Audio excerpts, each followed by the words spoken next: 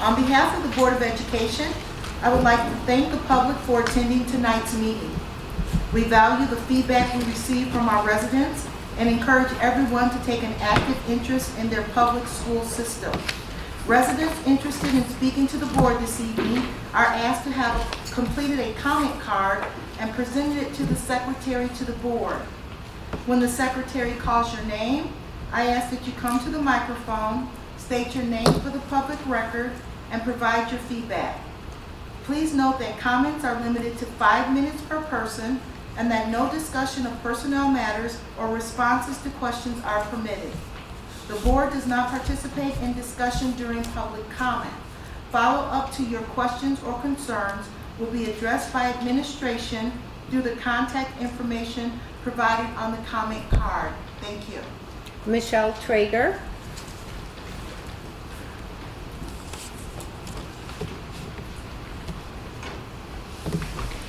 Hi again. I'm Michelle Traeger. I have 4 children in the district, elementary, junior high, high school, alternative placements.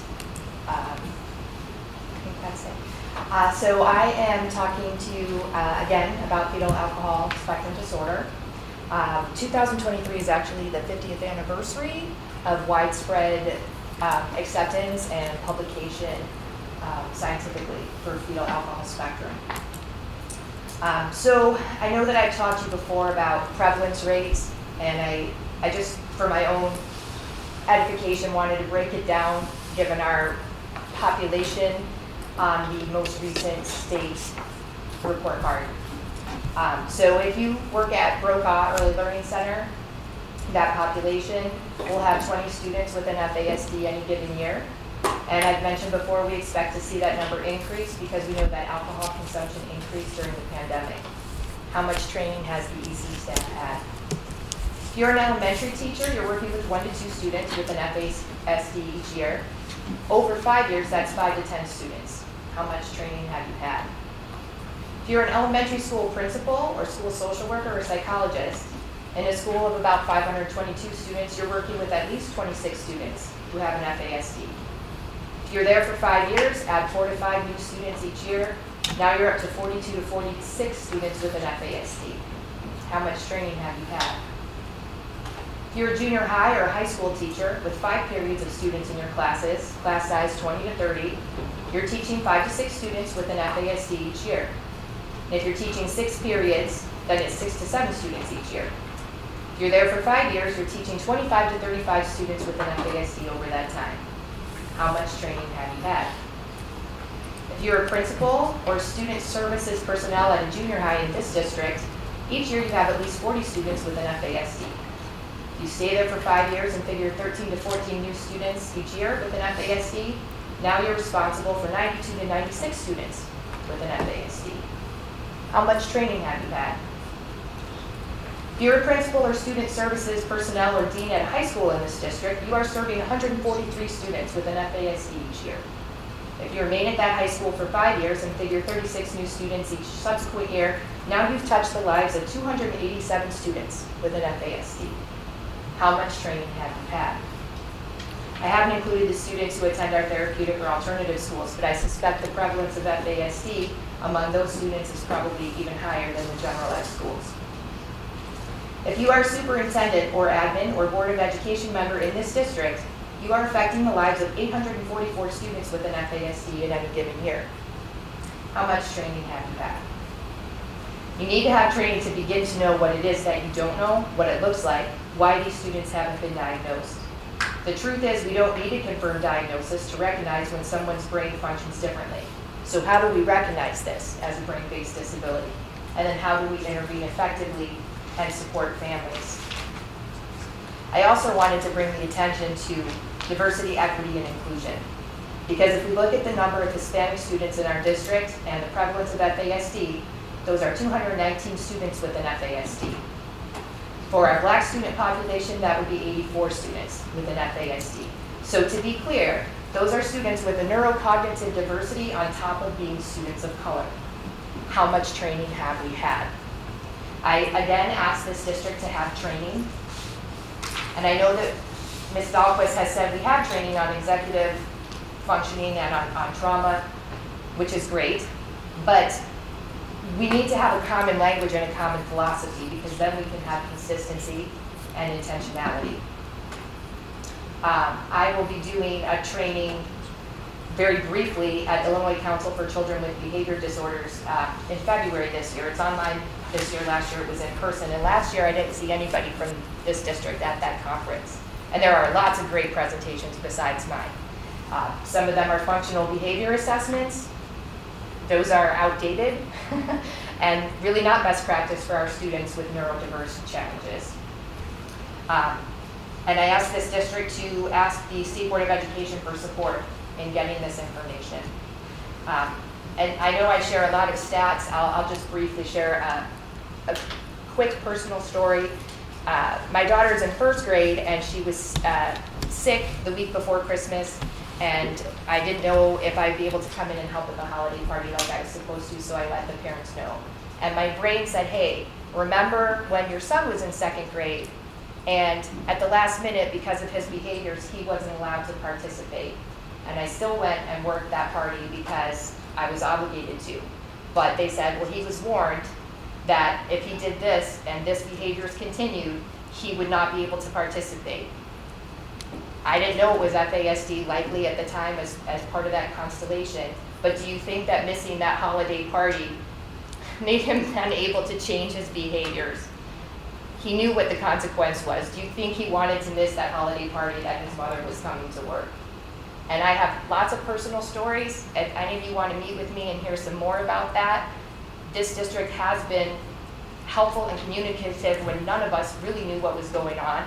So I thank them for that, but I don't want to give you just stats. So if you want to meet with me and hear more of those personal stories that come back flashing through my mind when I think if I'd only known then what I know now, I'll be happy to share those with you. Thank you again for listening to me. Thank you, Ms. Trader. Thank you.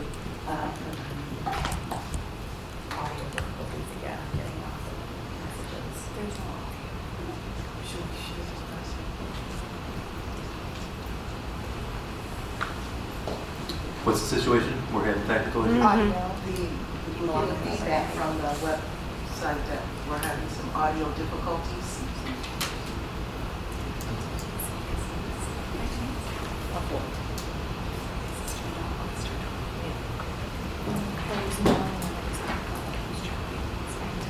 Dr. Decatur, are they able to fix that? They are currently working on fixing it. It is not currently fixed.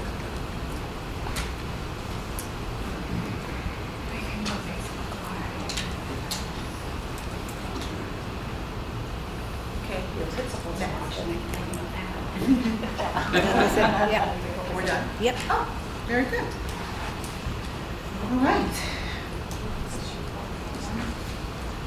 Yes, item 5.1 is an update of our progress in regards to the work that's been done and will be done regarding facilities outlined in the strategic plan. Dr. Pesky has provided a full presentation of board docs, and tonight he'll be providing the board highlights of that presentation and to be able to answer any questions that the board has. So, Dr. Pesky?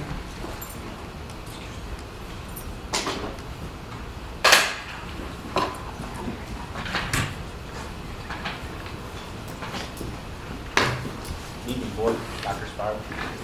Good evening, Bill. How are you? Good to see you.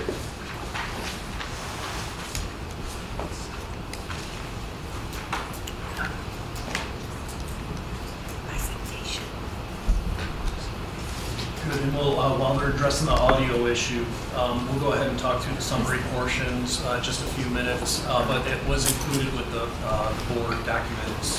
Dr. Pesky, is the mic on in front of you? Yeah, Okay, it just wasn't Yep. coming through. okay. I'll try to talk right down. Is that a little better? Maybe your angle the mic a little bit. There you go. I think this is not as sensitive as a mic. All right.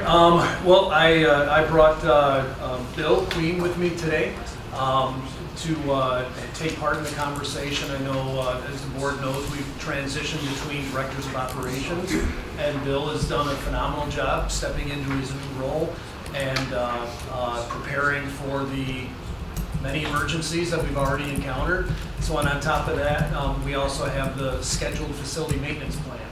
And we've been talking about that, and just as we predicted at the beginning of the year, we have several things that we want to do. And based on the way our facilities are treating us, or maybe the way we treat our facilities, they have a different plan. And we've had to kind of change those priorities a bit. So we'll go through this and share with you the progress that we've made to date. So as you recall, there's two goals for the facilities. There's two goals for the facilities aspect of our Envision 308 plan. Number one was to review the need for the general maintenance schedule for the next 10 years of work that should be done. And the second one was to develop a 5-year plan to address the physical capacity for our building programs and needs at Eastview Academy, Transition, Brokaw, and also looking at our old trauma facility as well. So based on that, there we go. The handout that we put together for you, the summary page that we'd like to try to go through with the board today, is just looking at the first column on the left, which are what are some of the indicators of success from the past year, and then what progress has been made on each indicator since that time. So as you see, we've gathered some feedback from our stakeholders, documented their concerns, evaluated their project priorities, and we ended up taking that information and re-meeting with the building principals, building engineers to make sure that we actually captured all of the building priorities that they had. And then we aligned those building needs with our debt service extension dollars for a timeline and a funding source to meet those projects, to really accomplish those projects. All of those projects have been identified, and we took a look at number one is what outside contractors would we need to use for that work, and what type of work could we complete in-house. So we looked at that as well, and Bill has been meeting with his staff and kind of breaking down that list and going through those priorities on what his staff can do versus the work that we need to actually go out to RFP and bring outside help in. Another thing that we've been going over quite a bit was the first category, which was mission critical. What were those mission critical items? Are we addressing those in the first 3 to 5 years with debt service extension? We ended up going through that list and looking at that designation. We also have begun the process of putting together RFPs, completing the ones that were released last year, and then also submitting those RFPs, which we're in the process of writing and finalizing and getting those ready to release for summer work. Let's see.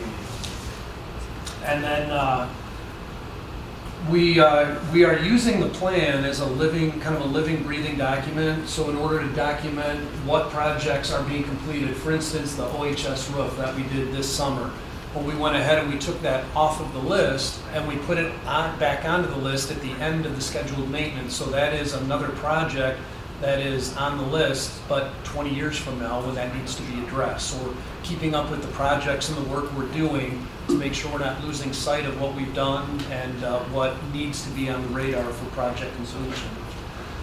We've also got a standing item with the Finance and Facilities Committee. So when we meet, we have an opportunity to talk about not only the finances of the district at the time, but also to talk about the projects in terms of facilities that we want to discuss.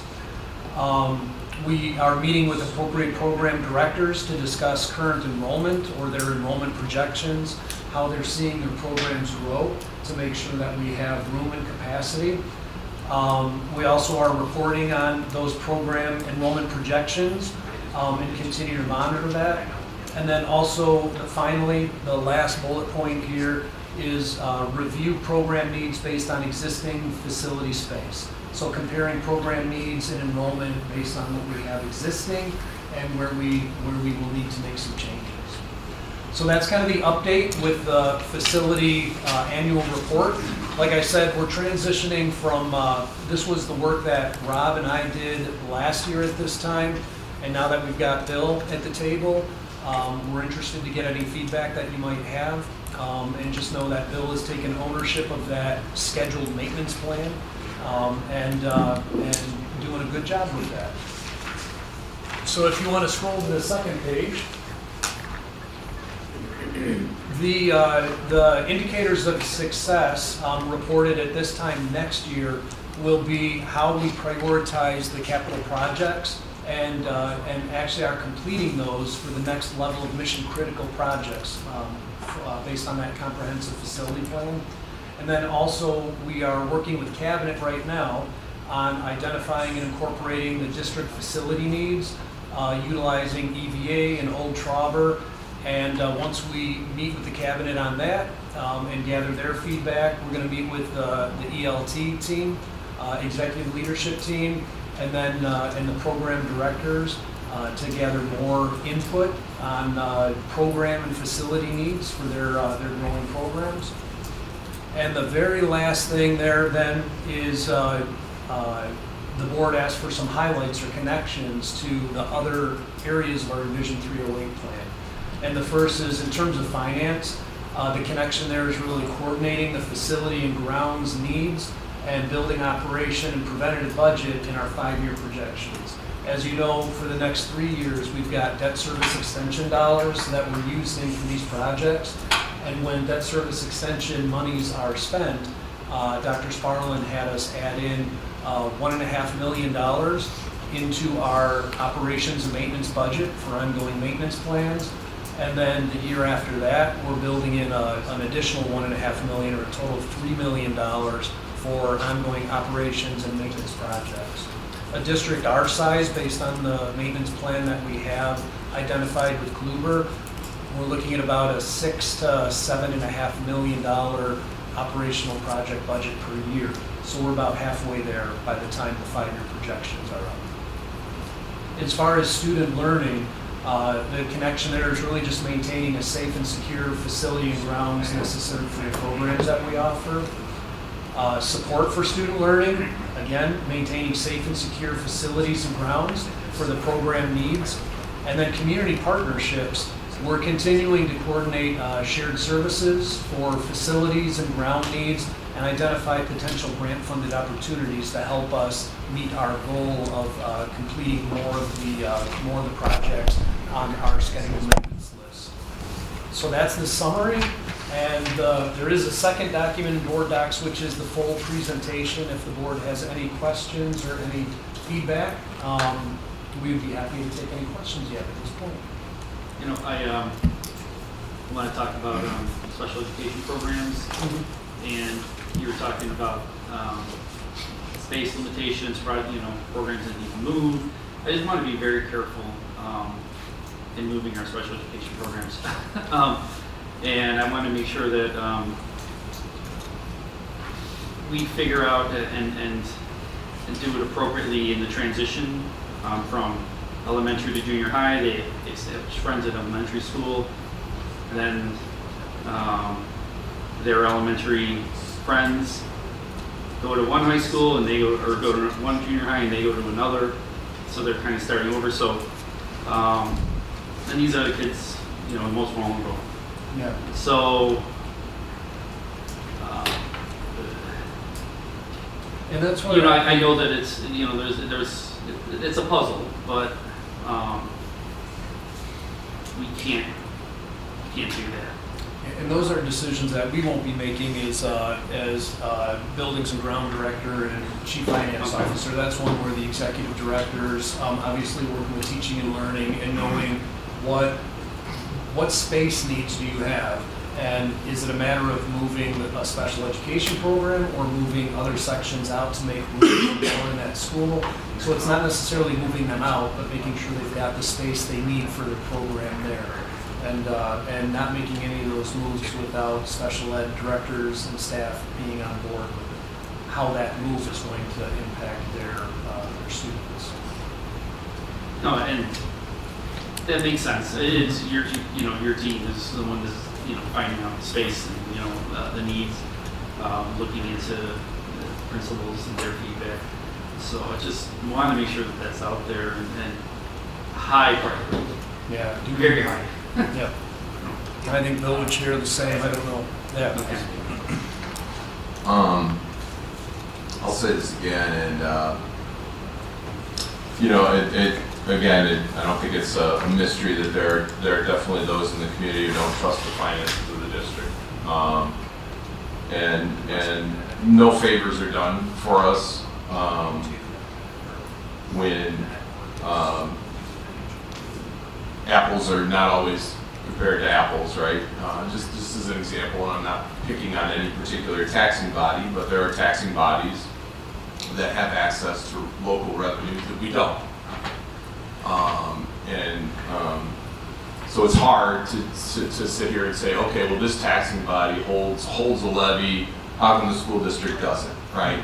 As an example. Well, those taxing bodies have access to other revenues that the school district doesn't. They also don't spend their property taxes on hardly anything compared to what the school district does, because they have access to other revenues that we don't. But a process that works in many other districts, quite frankly, doesn't work here. And I'm proud of the board. For the first time that I'm aware of, we came with 5-year projections that showed us what things would look like with a levy, without a levy. I appreciate that. With EBF, without EBF. It should have been very eye-opening to everyone. But I'm going to tell you, I don't think it went far enough. You've heard me voice this a million times. And for those who paid attention, they've heard me voice it a million times. In addition, I think what you're going to have to do, and I said this a long time ago, I said this years ago, you're going to have to actually show people what it means, right? For some reason, $8 million in cuts doesn't mean anything to anyone. Like, I don't know why, but it doesn't. I'm not sitting up here advocating to, hey, let's cut. But I think you're going to actually have to show people what that translates to. And I do take it serious whenever we have to raise the levy. I don't take it lightly. And I think in order for us to do this process, we're going to have to do all of the front work ahead of time. And so show people what that translates to. Because, again, it's not an honest conversation to sit here and say raise the levy or not. That's not the full conversation. The full conversation is raise the levy or we don't turn the lights on over here, right? Because all of this stuff costs money. Or we either increase the levy or what's the fund for our preventative maintenance? What's the balance of that fund right now? I'm asking you. Yeah, it's zero. It's zero, right? So, and here's the thing: for those who are new on the scene, there was a time, you remember this, Dr. Sparlin, the bright lights in the auditorium, and we sat there. I remember sitting there with many people, very business-oriented people who we sat there and made a lot of cuts, right? And that was one of the things we cut. And none of it was comfortable. So I think you're going to need that. You're going to need to show people that. I'll say it, I'll ask for it again. I've asked for it a million times. I appreciate what we've been given so far. And I'll continue to ask for it. I just have one question. In the projections that you provided previously, and it's just really into a comment that you made earlier, that we've had to, what we have here is listed the prioritizing for 10 years or 20 years out based on the allocation. But from that, we've had surprises, obviously, since the bill has come in. And so how has that impacted the things that we were supposed to fix this year? Did something break that was set for later, or was it something brand new and now it's actually going to cost us more than what we actually projected? Yeah, that's a really great question. And fortunately, Kluber and the central office maintenance team put together a thorough enough plan that what is breaking was on that list. It's just they were on the list for maybe 3 years down the road. So now we're replacing it, and one that we thought had to be replaced this year, well, that one's gonna kind of keep going for 2 more years and take the place of one that original replacement should have been. But what people may not understand with that list is that each year we prioritize, I think, over the course of time, let's just say that $6 to $7.5 million. But if something that broke that we were slated to fix 3 years from now breaks in this year, does that increase the amount of money that we needed that of the things that are mission critical this year? That again, the balance is 0. And so if that, I don't know what the thing was, but whatever it was, because everything on here is a capitalized project, so it's significant. So I'm just trying to make sure we understand that, you know, the budgets and the dollars that we have in order to make sure that our facilities are safe, as we said in the presentation, as one of the priorities. We have to figure out where to get this money from. Yeah, and the nice thing about that is the debt service extension. So like I told you, the money in that budget right now is 0, but we do have the debt service extension, the money we borrowed, which was $18 million. We can spend all of that money now. So we can right now, if there was a project that was bid out, we can spend those dollars on projects that we wanted to do. We would exhaust that $18 million sooner than what we had planned. And the issue with that is, in our second or third year here, if we have another emergency happen, well, we've exhausted our 18 million, and now we're going into contingency funds. So I want to make sure that everybody understands that it's not prudent for us to spend all 18 million in the first year, because if an emergency happens next year, then what will we do? Yeah, And not only that, but the 18 million isn't even enough. right, you know, not even close. Nowhere near Yeah. close enough. Can I ask how much we keep paying Kluger to do all these assessments? 'Cause in 2020, they did a deferred plan, and they also did a facility maintenance and energy plan. What they didn't call it was what they called it in 2022, when they charged us again, and they called it a scheduling plan. We also had it done in 2014, we also had it done in 2015, we also had it, if I'm not mistaken, done in 2018. So we keep paying them to have these plans done. And while I realize we have new people in place, there has to be, if you're gonna be a good steward of somebody's money, you have to also know where that plan is. And the other thing that I have not seen on here is we have, what do we call it, a general maintenance. We don't have a preventative maintenance plan. And some of that is just going out and changing filters so that these machines last 5 to 10 years longer. So that's not in any of this. Well, so there's general maintenance on here, but I don't see a preventative maintenance plan. We do have a Yeah, I see. maintenance plan. For, where's that at? I don't know if it's in here, but I mean, I've only been on board for, I don't know, 9 months or whatever. I'm not I see. sure. It was in Yeah, July. so we have, Well, no, that's what I'm saying. I'm looking at it right now. Where's that? So I have a question because I appreciate the shorter presentation, thank you. And I appreciate the overview, but where do we know, like, for instance, from the July, the big comprehensive scheduled maintenance plan, 23-24, is the $19,570 that we expected to spend at Boulder Hill, has that been completed? Grand Park Elementary, have all these things been completed? No, those are the projects that we've got on the queue for writing the RFPs. So we're writing the RFPs. We've done, I think, 3 or 4 of them, and we have to do the rest of those for the roofs and the boilers, the bigger work. So we're going to release those RFPs and get that work done in the summer of '23 and for the '24 school year. Okay, and that, wait, the summer of 20? This year, yeah, Okay. this summer. So I should This be summer looking for at- next year, you said, right? Okay, and then my Bill's question got a is, lot of how did work we ahead get of these numbers? And was it before inflation, and we've seen the cost of steel and conduit and PVC and all that stuff go up? Are these numbers reflective of that? I mean, July was still probably appropriate for that, but where did you get the $19,000 if the RFP hasn't already gone out? Yeah, you know, that was estimates through the architects on work Okay. that they have done. So the architects provided those to us with some inflationary figures built into those. But you're right, the one thing that we monitor very closely, and Bill will be sure to share that with you, when we do a memo for the board on, hey, we had the bid closing and here's what we got back, this is what we estimated it to be at. Right. This is what actually came in at. And we've been surprised by a few. Some of them have been 2/3 higher than what they were supposed to be, and some of them come in 1/3 lower. So it depends on the project and the workload of those people providing us the bids as well. So, and I'm kind of asking these questions to make a point.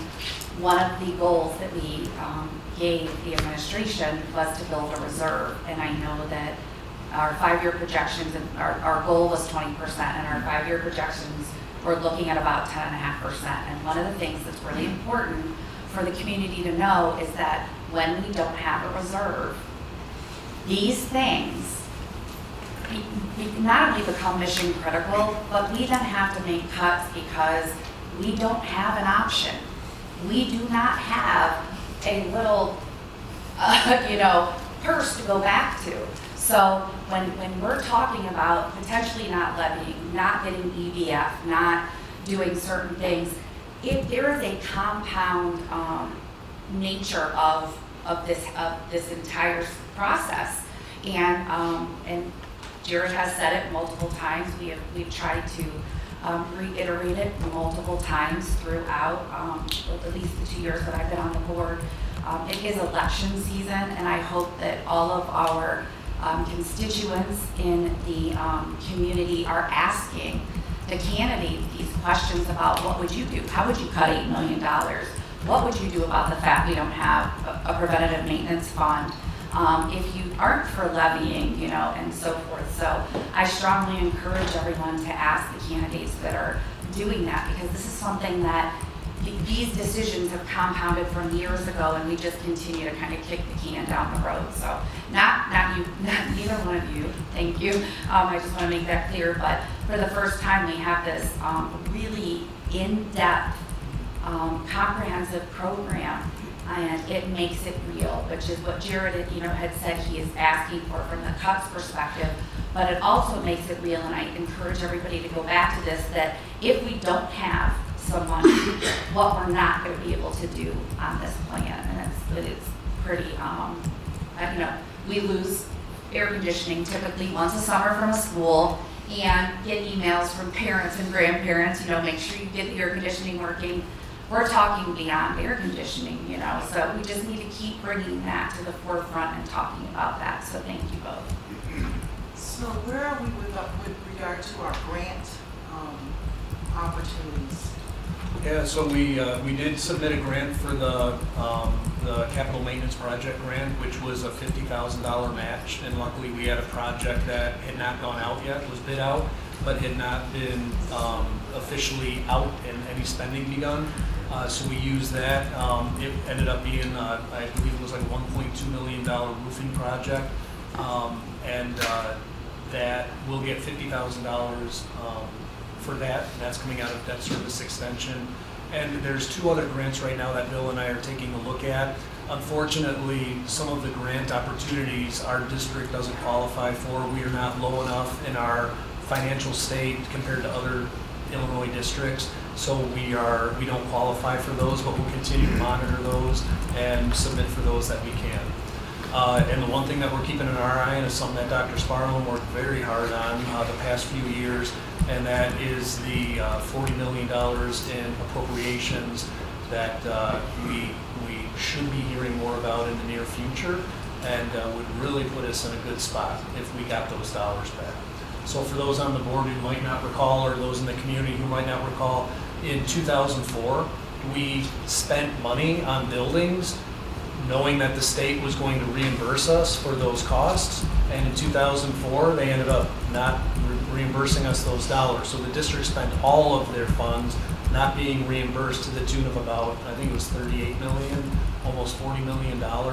And the state is now looking at funding those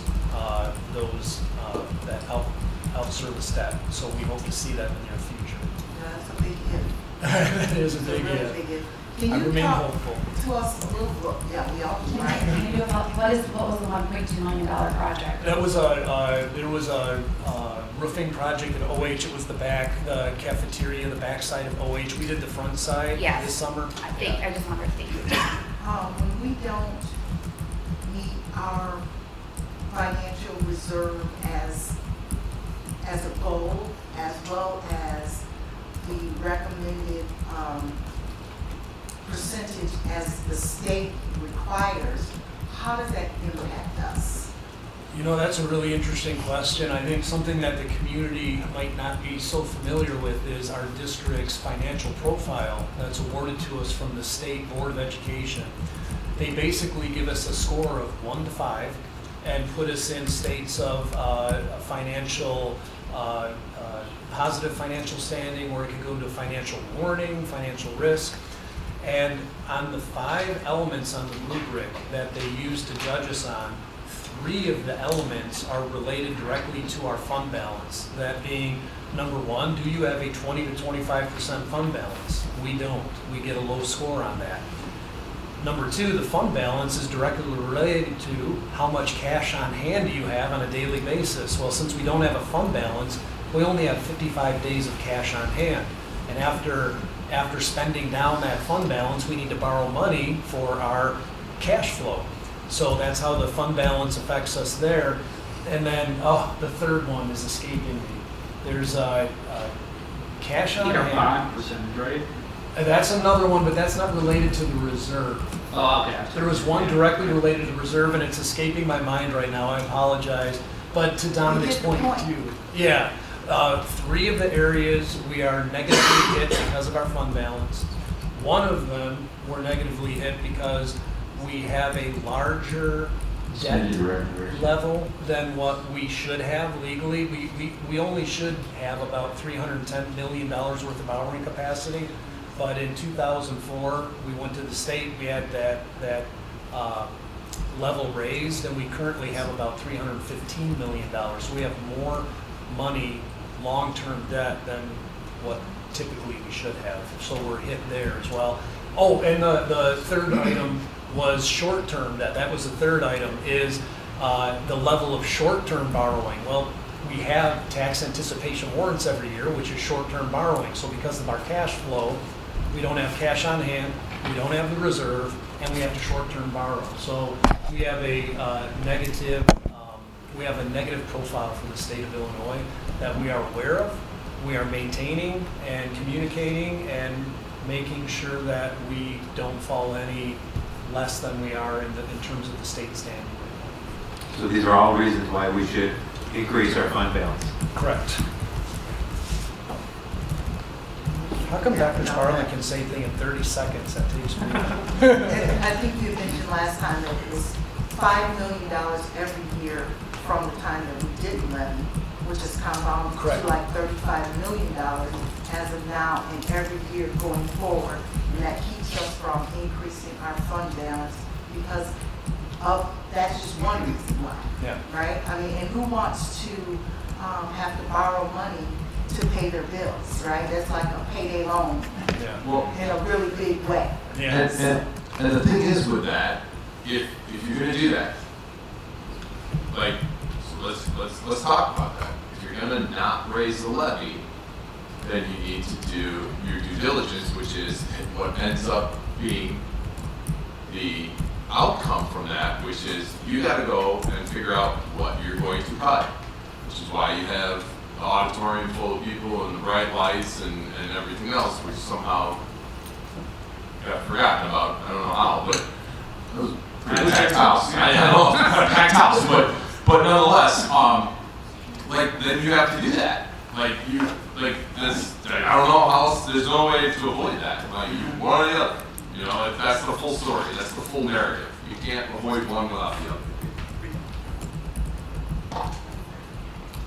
I think Bill and I would just like to thank the board. We were just looking at each other here. I don't think we've seen board members having this level of conversation, so we appreciate how much you know about our finances, about our facilities, and we really appreciate the feedback that you've given us and are helping to educate the community on these issues as well. Hey, can I just clarify, because I just went back and looked at the Kluber presentation.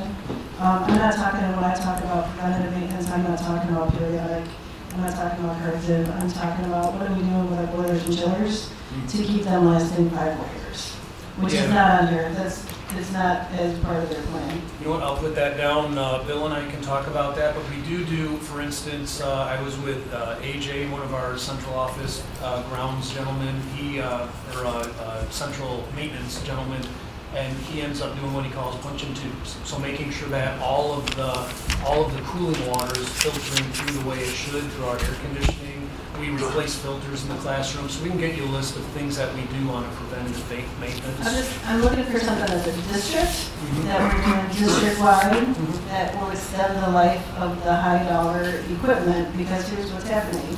We're buying equipment from Canada because we can't get it in the US right now. And it's still like that, and a lot of our machines are out of date, and they're gonna have to be replaced at some point. So at some point, you have to build up some sort of reserves, so, because they're gonna go out. But we don't have,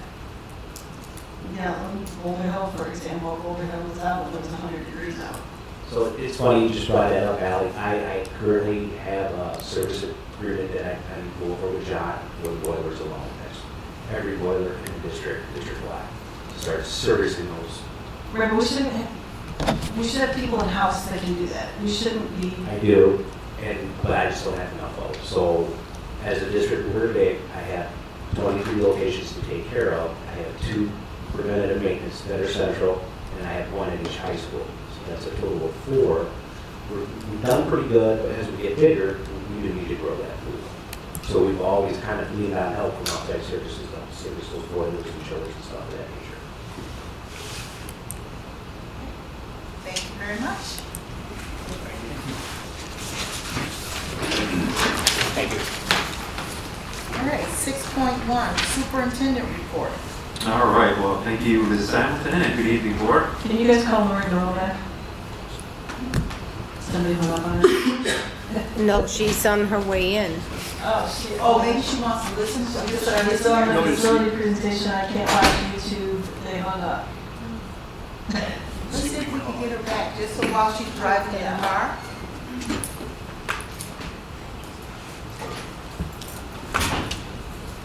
So having, Some kind of, yeah. 2 issues. I got it. I got it. Oh, okay, they're patient.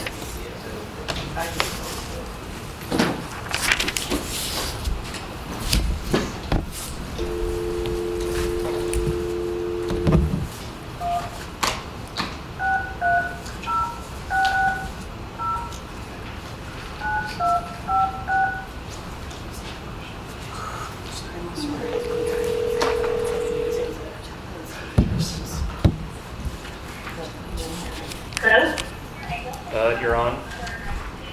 Okay.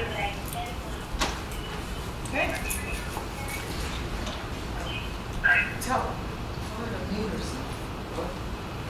Oh, there she is. Okay.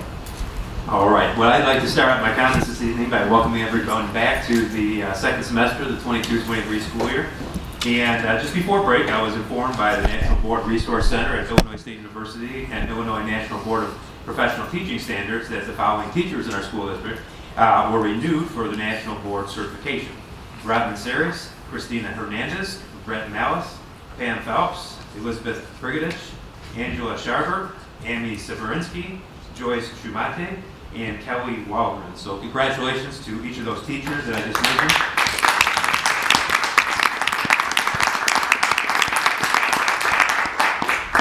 And congratulations for not only earning the National Board certification, but for also maintaining that certification, because it is a prestigious certification. So congratulations to each of them. The following is an update in regards to what's been going on over the past couple months in regards to our transportation. So, as we all know, due to a nationwide bus shortage, busing has been a significant challenge this year, resulting in sometimes some substantial delays. I'd like to thank our parents and our students for their patience, understanding, and cooperation as we've as we've worked through this to provide the best transportation service that we can under the current circumstances for our kids. So over the past couple months, The route studies have been conducted to find opportunities to combine stops and to shorten the routes and to combine routes. Over winter break, our transportation staff worked hard to adjust routing in order to create more efficient transportation for our students. And route updates were posted in Tyler last week, and parents were notified. Additionally, we're working to our recruitment efforts are continuing to increase the number of drivers that we have on staff. We're also monitoring the changes that we've made to ensure that those changes have been addressed to the best of our abilities. It's important to note that the changes that we've made to the best of our ability are been done without probably the most needed variable in this equation, and that is having the proper number of drivers that we need.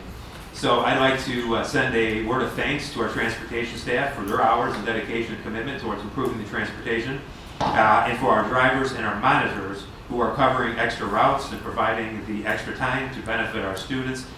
They should know that everyone up here appreciates all their work. My final comment for this evening is to share that on tonight's personnel report, the board will be approving my retirement from the position of superintendent at the end of the 22-23 school year. I would like to thank this board and previous boards for the opportunity to serve the students, staff, and community of Oswego for the past 11 years of my career. It's been my greatest honor to have served as your superintendent for the past 7 years, and I thank the board for that opportunity. I look forward to continuing our good work together through between now and June 30th, and to support the board in any way that I can in regards to as you search for my successor. So that is my update for this evening, and thank you. Thank you, Dr. Sparlin. So we'll have many opportunities. Well, anyone want to? Yeah.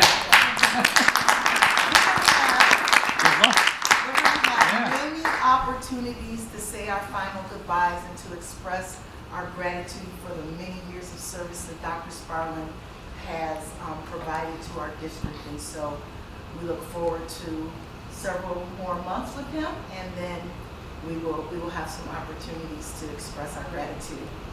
One of the things as a board, we hire one person technically for the most part, and that's the superintendent. And so in doing that, in order to help us find his successor, there are ways in which we go about doing that.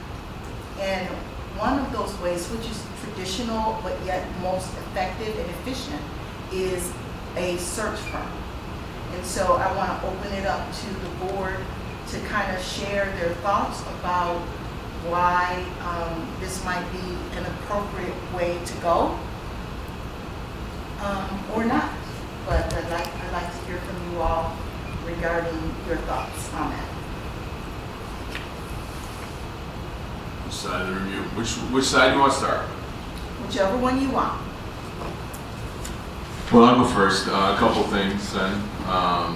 We're gonna come back to we can come back and talk about busing, right? Because I do want to talk about busing. Sorry, but Okay. at some point, We'll come back I always to like to busing. put the kids first, and so We'll talk about busing after. Yeah, it's Okay. an agenda item later in the agenda. okay, because I do want to talk about the busing and the kids. Not listen, Dr. Sparlin, I'm gracious and I'm very grateful. Grateful is the word I was looking for. Grateful for everything and so forth. But, well, first of all, before I get to your thought, LaTanya, I remember running in 2015, and I remember the situation with the superintendent in 2015, and I remember very well thinking that where the community was, and thinking to myself that the community should have as much of a voice in this process as possible. And one of the ways that the community can have a voice in that process at the time was by going to the polls. And so while I believe in having a process that works, one of the things that I think has plagued our district is that we have not at times looked at what works elsewhere. We've cherry picked at times. We've said, hey, let's do what this district does. And then it's been, well, okay, but they also do this. Well, I don't want to look at that part. You got to look at the whole package. right? You can't just cherry pick things. You have to look at the whole package if you're going to look at things. And one thing I'm adamant about is I do not think that a superintendent should be picked before this election is over. I think the superintendent, whoever comes in, should have support of whoever the 7 people are who sit up here, and they should have, that person should have that support. However, I think we have many districts that are unified districts, that are large districts in our area, that have done a phenomenal job at this, and the pool is small. It is decreasing the amount of people who want to take on this position. So I think if we think we are the smartest people in the room, no offense, but I don't think we are. So going through this process and doing our due diligence to find out and passing on that knowledge, I think is the route we should take. Thank you. We tend to agree. So, we want to get it right. So, and the community and not just through the polls, but through their input, direct input, we can definitely utilize that in the process. And it sounds as though these outside firms look to that as well. So, yeah, search firm makes the most sense to me. I don't have a problem with the new board picking the superintendent, but I think you need an outside superintendent. Because I don't think right now we have an internal candidate who is going to meet the needs that we have right now. Yeah, I think an outside firm is most definitely the best way just to broaden our scope. I don't know if I would say I don't think that we have an internal candidate because I don't know all 2,500 members within the district, but I absolutely believe that a search firm will give us the opportunity to make the process objective and to cast our nets wide so that we can get the best possible candidate for the district that the students and the staff deserve. So I agree that it should be a search firm. I didn't prepare anything, and I typically get in a lot of trouble when I don't do that. So I look forward to going viral again tomorrow. So here we go. Number 1, thank you for 11 years of service through one of the darkest times in education. We often do not agree with each other, and you have proven something to me that still exists, but is fleeting in this world, which is we can have really crucial conversations. We can highly disagree, even maybe not be so happy when we walk out of the room, but we continue to treat each other with respect and kindness. And I pray and hope that really what seems like a really simple thing starts to make a return to our community and to the world at large. So for that, I thank you. I thank you for allowing me to have the space to completely disagree with you, to not understand your point of view, to maybe be closed-minded sometimes, but to continually address me and treat me with kindness and respect. And I thank you for that. It is not always easy to be in your position and to remain calm, and you have done it many times when I may not have been able to do that. So this morning, my boss said to our leadership team, everything you do is a choice. Being happy is a choice. Being disagreeable is a choice. Being disgruntled is a choice. And so we all have those choices to make. And I have seen you consistently make the choice to show up and make the best of a situation. So thank you for that. I just want to say that, and it struck me right now when I was sharing that. I haven't always made the right choices, and I'm trying to do better. So thank you for that and the service that you have provided to this district. Also, I just want to say, I don't know how to let tonight go and not talk about the fact that a 6-year-old brought a gun and shot his teacher. Obviously, it made the news headlines, and I do believe there is some sort of faint connected dot to what I just was sharing with you, which is we have lost the ability to disagree with each other without there being some sort of massive other reaction. And so I have thought about that story over and over in my head today, and it's disheartening. And my heart is broken for that little person who doesn't understand what they did, and for his or her family, for the teacher who is recovering in the hospital tonight, and the fact that once again she proved to be a hero by getting all of her students out safe. Our teachers should not have to do that. Our kids shouldn't have to have all of the training they have to, and teachers shouldn't have to go through all the training they have to, and we shouldn't have to worry about that, but we do, so we keep moving forward. So I don't know if I connected the dots tonight. Sometimes I don't do that very well if I don't think things out beforehand, but I just wanted to share those thoughts with everyone tonight, and that's it. So in light of, our discussion about a search firm, just thinking ahead and providing you all with lots of information that will help you as we go forward in terms of looking at search firms and doing our process and our due diligence through all of that. I mean, there are some highlights, which are one, which Jared mentioned. We want a search firm who understands the importance of our community's voice in this process. And our students. And community, students, staff, parents, everyone, and their importance and their voice in this process, and making sure that they understand what our needs are as a district, and making sure that we get the leader that can take our district forward in a transformational way.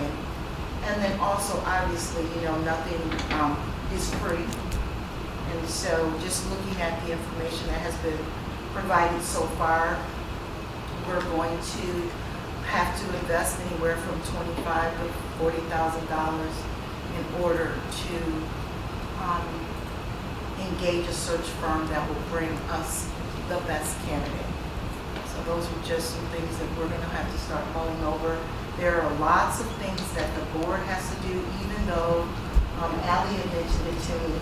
There's a lot of work that goes into this process over and above all the things that a search firm is going to do.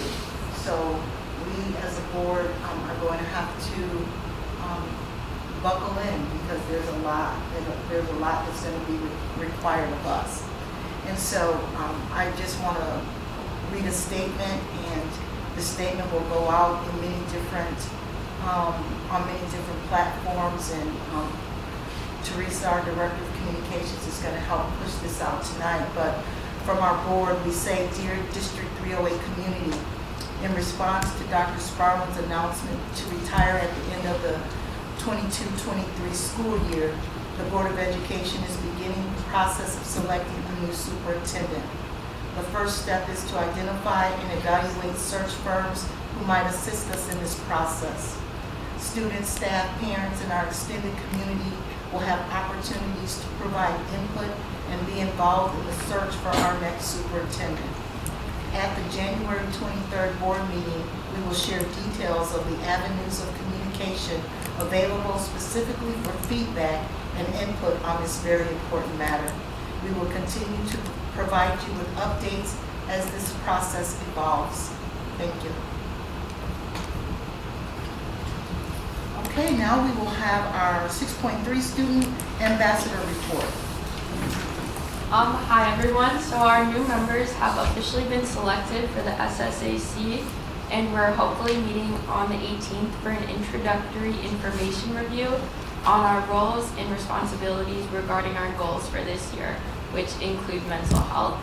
Dr. Paul and Ms. Dahlquist will also be attending this meeting as we continue to make plans for this upcoming year. And I know that you briefly mentioned this, but we're going to continue exploring the facets of mental health, the sub-issues that we want to look into. And we do want to look into the possibility of creating another student survey that'll evaluate how students view mental health, the specific sub-issues that they want us to look into regarding relationships with teachers or relationships between students, homework, things like that. And I know that last year when we were targeting sexual harassment, we built the second student survey to better understand what students understood about sexual harassment, if they had any insight on how we could work to make sure it wasn't happening in our schools, and that was very helpful. And I think having that additional insight will be crucial in our understanding of how we'll be able to amplify student voice in the future and ensure that these mental health problems that aren't limited to our district, they expand far beyond that. But within our district, at the very least, how we can begin targeting that here. We're again going to thank everyone who applied for the SSAC position. We're so excited to work with the people that are on our executive board, but we want to encourage students to continue coming forward and bringing their insight in the future. Thank you. How many members are there now?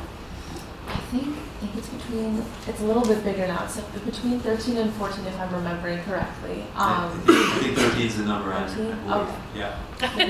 Okay, but yeah, so we definitely got some more voices this year. Having like a small group is really nice for like that period of time, but as we're addressing these bigger issues and we want to make sure that we're actually getting, that wide, diverse set of perspectives that our student body has. Like, I'm really excited to work with a bigger group and to see like where our conversations will go now that we have more insight. And I encourage you to continue to bring it proactively to the board. You don't have to wait for a board comment or what have you. Continue to use your voices and have a seat at the table, and you don't need to ask permission. Yeah, we had a significant number of students who applied, and the student ambassadors, along with the rest of the committee, conducted the interviews, created the questions. Dr. Waller and I were in the background, just watching and listening, and it was phenomenal. And diversity, this group is so well-rounded now. I'm really excited to get together again on the 18th. And they were all just like so amazing. I think I learned something from all of them. So it wasn't just about who we selected, but I think just having the interviews was so insightful. So I guess that kind of like helped me realize that this year maybe I want to help start and expand like our student ambassador to the rest of our student body to make sure that they understand like what it is and maybe help them communicate more directly with us, because everyone has such great perspectives and a lot of our students care, even though maybe they don't really know how to show it yet because they don't feel like they have the resources. And I think that's a big part of what the SSAC is supposed to do. It's supposed to be a resource.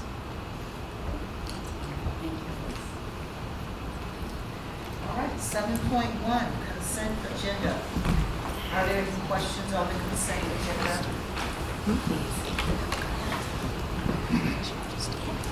Okay, if not, can I have a motion to approve the consent agenda? You sure can, but why do I feel like I'm around here? Oh, I'm sorry. I make a motion to approve all items under consent, including 7.1, minutes from the December 5th, 2022 Board of Education meeting, open and closed session. Second. Ms. Doyle? Aye. Ms. Swanson? Aye. Mr. Cerrone? Aye. Ms. Simulton? Aye. Mr. Gatewood? Aye. Ms. Johnson? Aye. Mr. Ploger? Aye. Motion passes 7-0. Item 8.1 is information and financial statements. Does the board have any questions on what's been presented this evening?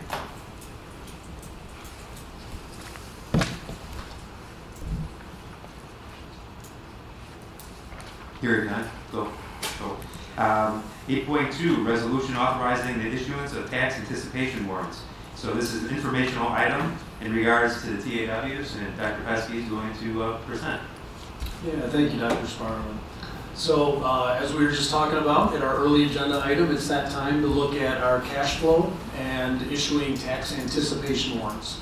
For those who are unfamiliar with those, tax anticipation warrants are exactly that. We're anticipating the revenue from taxes. Our next payment will be in June, but until June, our cash, what we have in the bank for our ongoing expenditures, will not be enough to cover our expenses. So looking at our cash flow, or what I'm presenting with you here, is very similar to what we had last year. It's a parameters resolution. And those parameters are, we could issue up to $20 million. We will probably not, based on our cash flow analysis now, we will not need to borrow $20 million. We're probably looking at $10 million at this point. And the other parameter is the interest rate that you're allowing us. Last year it was at 3%. This year, with inflation, we've been advised that it could possibly be a 6% interest rate on the money that we borrow. So, and then the other thing is when we sell them. In here it says that we would have until May 31st, but looking at our cash flow, April is the first month where we're looking at a negative cash flow.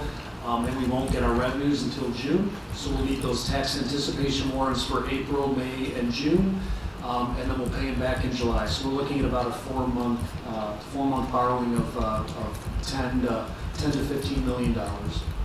You know, something that I just thought about is pertinent to the conversation is what we were just talking about with the importance of having a fund balance. You know, if we had the fund balance up 20%, that equals no more TAWs, which equals no more interest on money that we have to borrow. So that's another reason, again, pointing out here for the reason for the fund balance. If you don't mind, that equals a few FTE, right? Yes. Okay. Yes, it does. So that's exactly we're in the business of educating kids, and so spending money potentially unnecessarily, hurts. But see, a couple things, like to your point, I mean, I don't disagree with you, that's a great point, right? But see, that's my point, right? When you bring up, okay, well, that's a couple FTEs, that's exactly what I'm saying. Like, we need to start doing this with the budget. Like, we need to start saying, hey, I don't know what it is. Hey, you don't want to raise the levy, it's, I don't know, 50 FTEs, whatever it is, right? I mean, but that's what we need to start having that. We need to start having that conversation. One quick thing on the TAWs. Can we get a follow-up at some point at a future board meeting to see who buys and what it costs us? Yes, we can. Thank you. Wouldn't it also be a very interesting number of all the interest that we've paid, like just pick a time period, the last 10 years? Now, I'm very proud because we did pay it off early last year and saved $17,000, so I don't want to discredit that, but the amount of interest we've paid for all these, what I call payday loans, sharp loans, has got to be pretty significant. That's a great point because it adds a lot of context to the conversation. Yep. Because we may be 150,000 a year, but like you just said, over 10 years, it's $1.5 million. And you have to compound all of that too. Right. So, yeah. And what is interesting is when I think, 3 years ago, we were at $25 million tax anticipation loan. Then we inched down to 20. Now we're down to 10. Yeah. Well, but keep in mind, the reason we're there right now is because of our debt service extension. The money that we borrowed, as soon as we spend that money on capital projects, that's an additional $18 million we will not have towards our cash flow. So, We still need to grow the reserves. correct, and that's where Yeah. we'll still be building the reserve, so we will be coming down, but not a $20 million landfall. So, but good point. And I know in the past, we have literally had neighboring school districts have bought them. So I mean, we're literally indirectly funding neighboring school districts. So That was Plainfield most recently, right? Yeah, last year was Plainfield was one of them. I forget who the second one was, but you're exactly right. Yeah, we want to get to the point where we're not, we don't need to borrow money to pay our bills.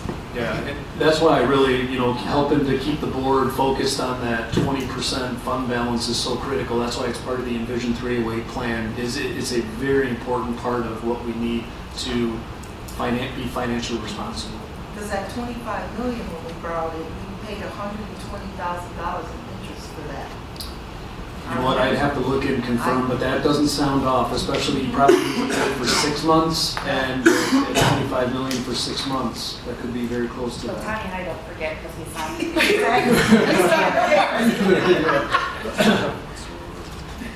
So today, as Dr. Sparlin said, this is just information. If there's any questions about tax anticipation warrants, I'll make myself available. I'll be happy to answer any questions.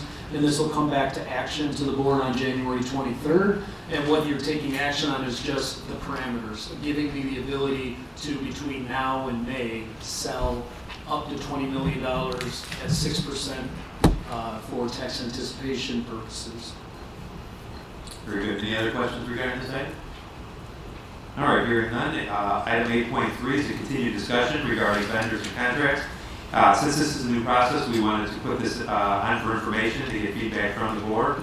And tonight, Dr. Pesky has brought this forward to show where the business office is in regards to addressing any vendors who have a cumulative dollar amount that exceeds $20,000 and where we're at. So, Dr. Pesky? Great, and I added, and I apologize about the delay, but I just got this to Ursula today to post for the board. But based on our last conversation where Eugene and I had done kind of subcategories and totals, so you could monitor the spending in that area, I added to it that all of the totals we've been talking about so far have been what we provided to the auditors for last year's FY22 budget. So that's all the numbers the board has seen is the contracts and vendors that we spent last year. And what I've added to this now is our current spending as of December this year. What have we spent up to with the same vendors, or if additional vendors made it to that list? And I've added to that as well, what the board has asked me to do, or the direction that I was given through cabinet was to either, if a vendor reaches that $20,000 mark or starts getting close to that $20,000 mark, do we, A, enter into a contract with that vendor to make sure that we have the best pricing and a relationship with that vendor that is meets the board policy about $20,000 in spending. Number two, in addition to the possibility of entering a contract, is the idea of perhaps going out to RFP for getting the best prices, or make sure we're getting the best prices on the things that we're buying. And the third option that the board directed was to look at preferred vendors so we can gain some efficiencies in our spending. Perhaps we're buying paper at $45 from one vendor, and that vendor we're up to $20,000, where we could get it from Office Depot for half the price. So we no longer go for the one higher price vendor, and we gain some efficiencies in who our budget managers can use to purchase from. When I looked at that list, in cabinet and I have been going through this, so Dr. Sparlin, Faith, Heather, Teresa, and myself have been really looking at this and taking a look at the process and monitoring some of our spending. And the other option that popped up was status quo. Maybe on here there is a vendor, for instance, one of our attorneys that we spend $100,000 with. Well, we don't necessarily have a contract, but we know what they're doing for us, and we are okay with that spending as our district attorney at that number. So we're not necessarily gonna revisit going into a contract. We could. We wouldn't necessarily consider going into an RFP, or we wouldn't look at going to another attorney for doing that work because there are designated attorneys. So for that one, we would just mark it down as status quo. We know that spending, what it is. And going down the list, when you look at these, there's some software programs that are over the $20,000. We don't have a contract with them, but they're a vendor and they're just a little bit over that $20,000 mark. And no one else would offer that same software, that same level of service. So our budget manager for that software program purchased that software. So that would be another one that's status quo. Although that is something we could look at. Why don't we have a contract with them, and do we need to pursue that? So there's kind of that gray area between status quo and actually having a formal contract with them, or them just being a vendor. So based on that information, I've provided for the board a comparison of what we spent total last year with these vendors.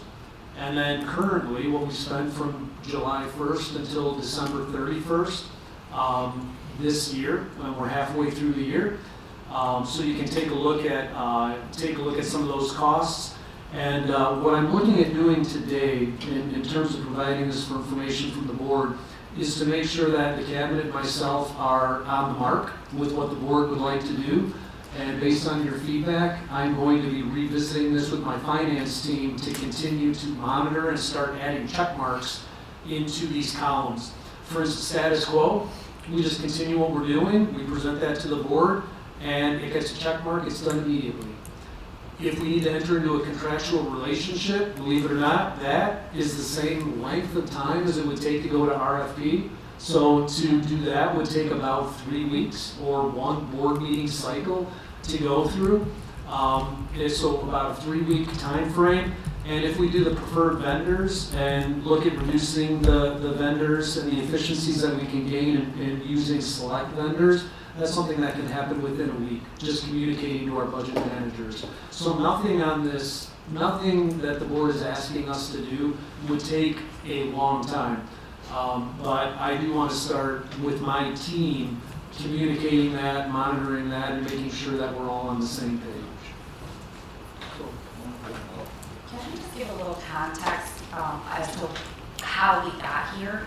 I think that it's really important to understand that many of the board members, I won't say all, we were somewhat surprised to learn that certain vendors may not have had a contract, may have had a contract, that we were not fully aware of the process and procedures for how money was spent, and also that in the business world, there is an opportunity when you have vendors to either go to RFP, even if you've worked with them for multiple years, because typically what happens is people feel a little bit more inclined to continue to give you certain levels of service.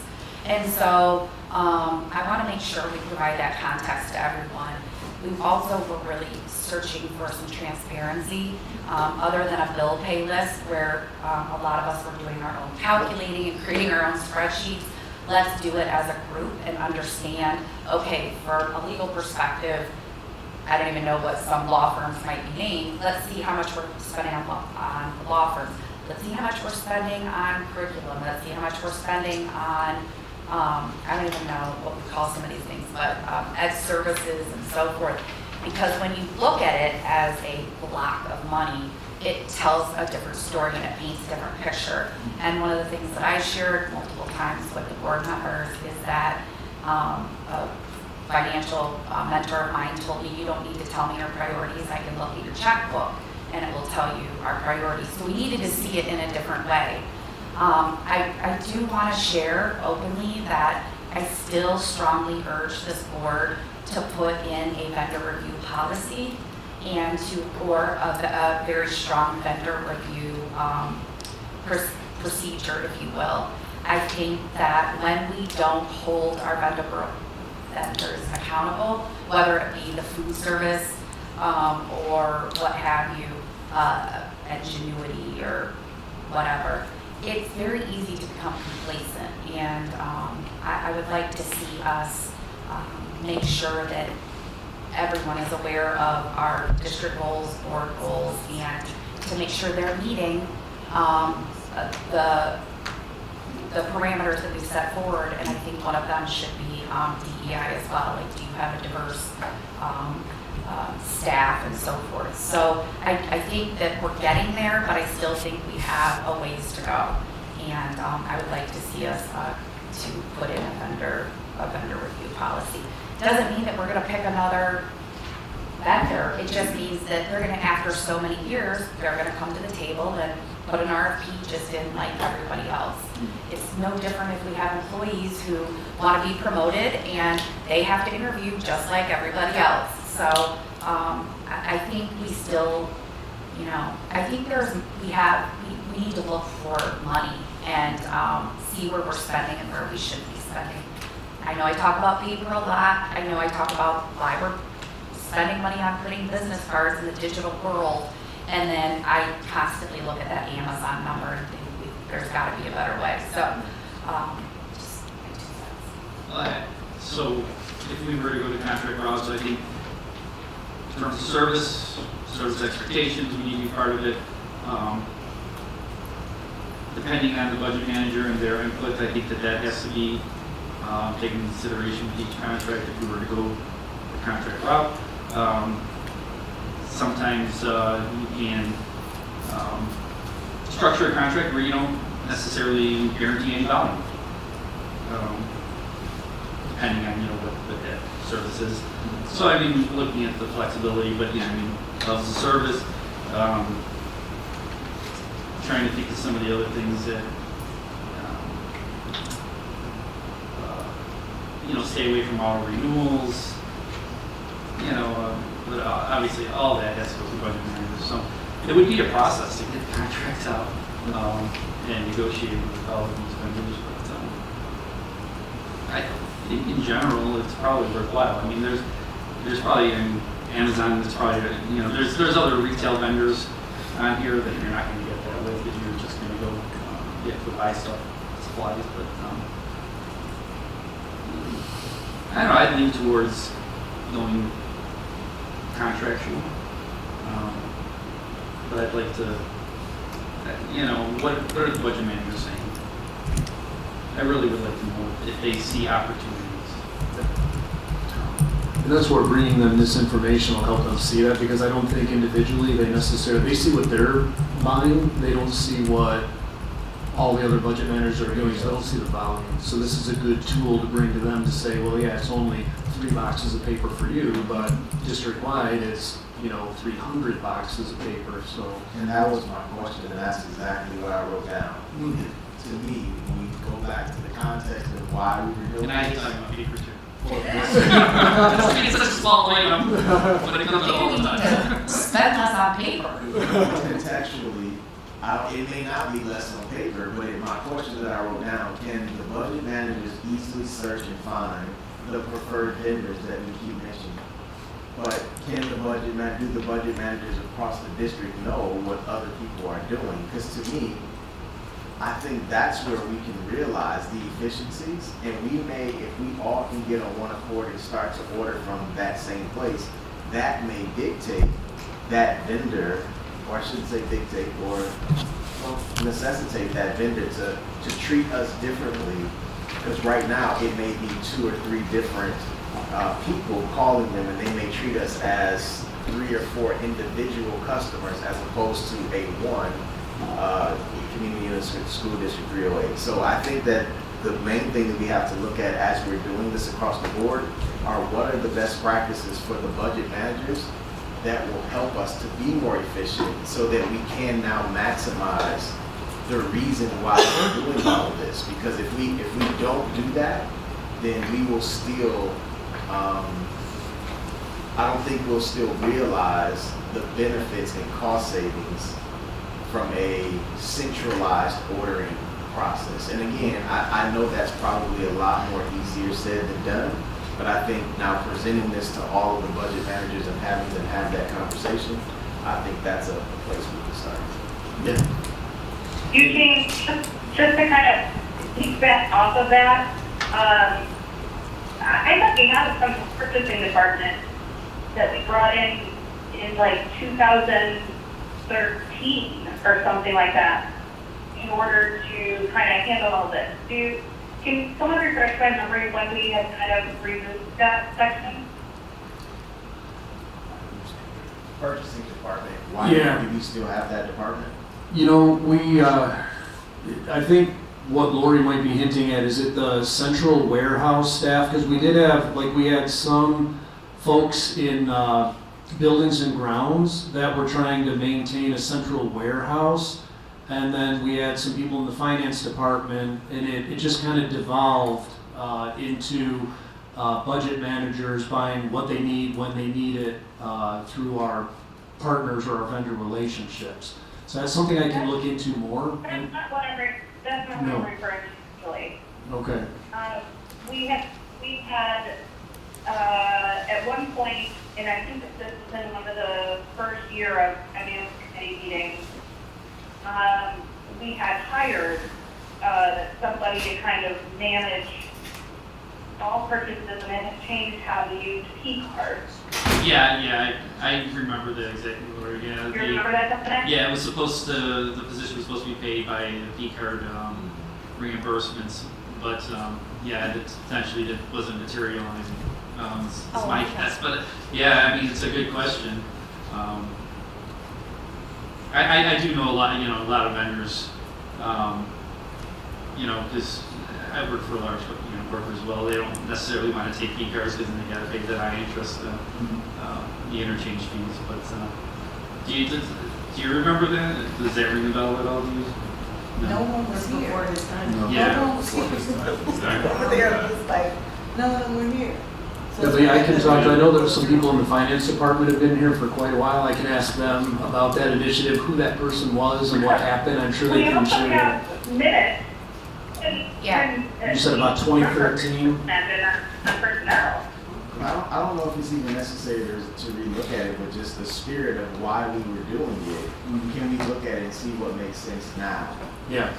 And because all it is the purchasing department is centralizing the purchasing to make sure that we're realizing the efficiency. So I would say, based on the spirit of what Lori is saying, does that make sense? And because again, I'm not telling you all to do that. I'm just saying it's a consideration because I don't know the amount of work that it would go into, or if that would even be worth the work.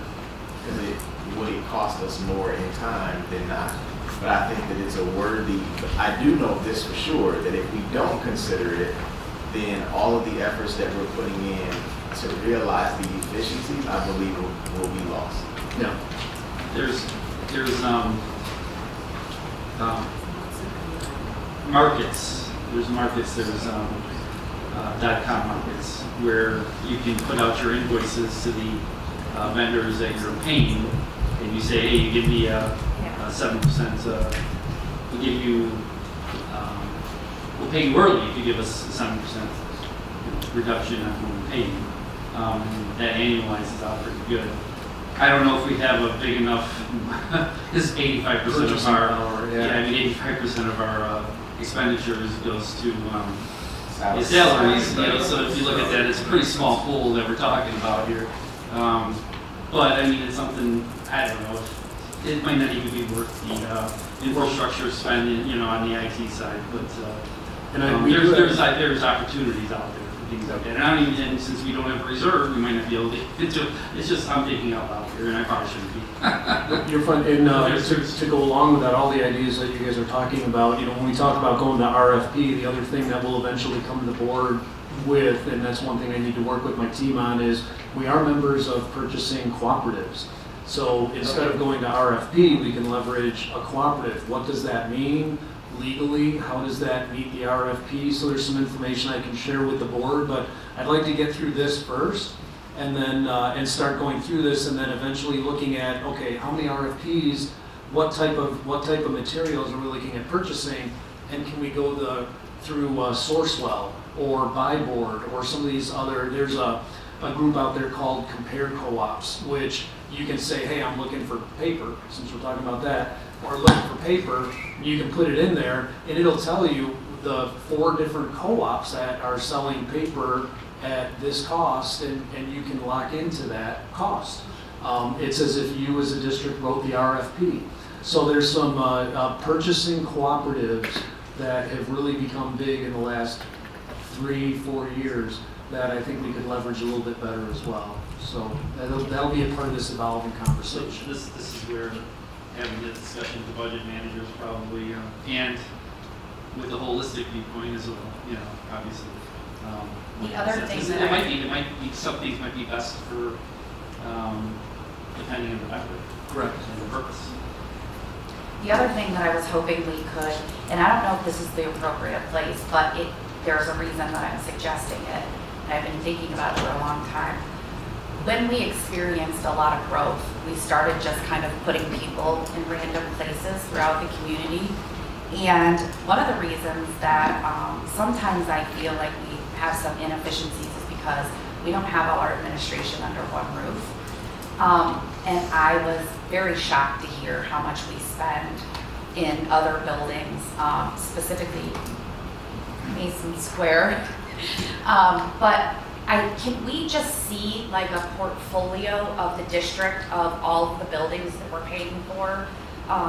And, you know, my dream someday, I've shared this with Dr. Sparlin, is, you know, to have everybody under one roof. Obviously, we have a lot more priorities, but I do think there are efficiencies gained, I think, from a cultural perspective and from a financial perspective.